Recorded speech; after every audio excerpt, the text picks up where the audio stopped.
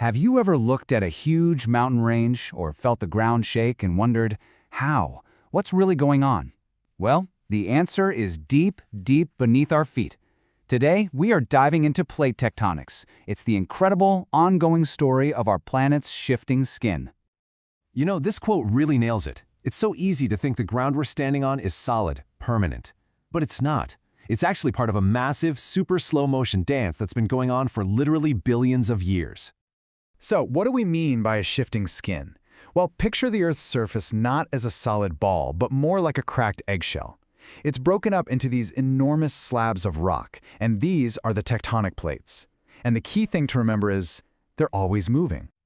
Okay, but what could possibly be powerful enough to push around pieces of rock the size of continents?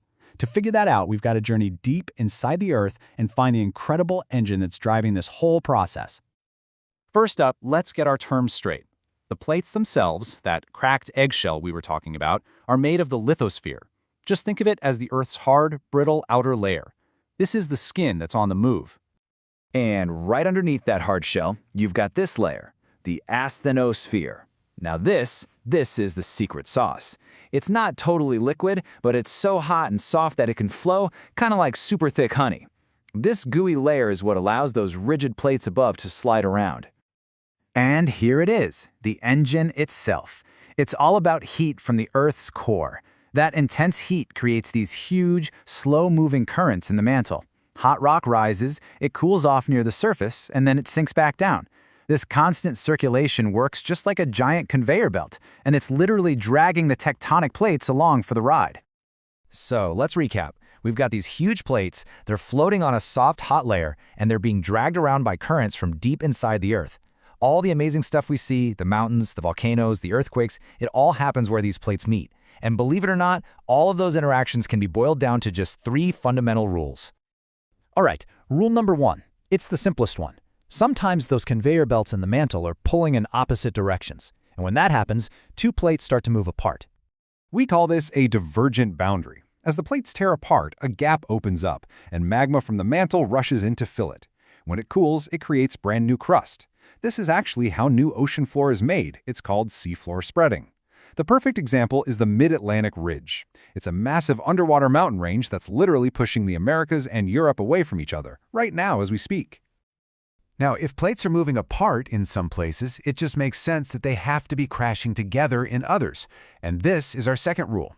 This is where some of the most spectacular and violent geology on the planet happens. What happens in these slow-motion crashes really depends on what's colliding. So if a heavy oceanic plate smashes into a lighter continental plate, the oceanic one dives underneath and you get volcanic mountains like the Andes.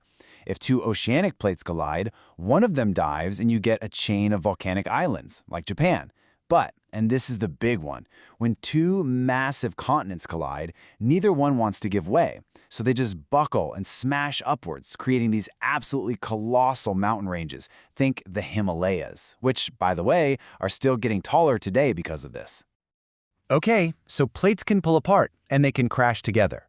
The third and final rule is that sometimes they just slide right past each other, moving in opposite directions. This is a transform boundary.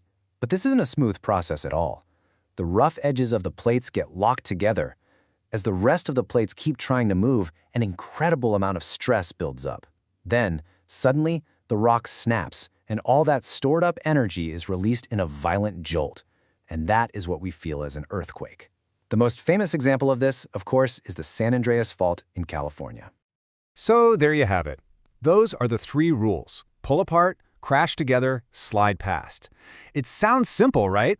But from just these 3 basic interactions, our entire world gets built. Every single great mountain range you can think of, the Rockies, the Alps, the Himalayas, they're all here because plates crash together. You can literally think of them as the planet's massive crumple zones. And volcanoes, they're basically just the planet's plumbing system. They tend to pop up where plates are pulling apart or where one is diving under another. Any place, really, where molten rock from deep inside finds a path to the surface. And earthquakes, well, they're the sudden, jarring reminders that this is all happening. They're the proof that these plates are in constant motion, releasing the unbelievable stress that builds up as they grind against each other day in and day out. But this isn't just about what happens today. When you look at the long game, over millions of years, these tiny movements completely redraw the map of the world. Continents get shuffled around the globe, entire oceans are born where plates pull apart and can grow for eons. The most important thing to take away from all this is that our planet is not a static thing. This isn't just stuff that happened in the past. It is an active, ongoing process that is happening right now, defining our world. And the coolest part is, today, we can actually watch it happen in real time. Using incredibly precise tools like GPS and satellites, scientists can measure the plates moving, sometimes just millimeters a year.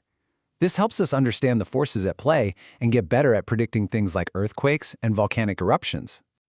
So in the end, you realize our planet is not a finished product. Not even close. The world map we know so well is really just a temporary snapshot in a story that's billions of years long. Which leaves us with a pretty mind-bending question to think about. Where will all the continents be in another million years?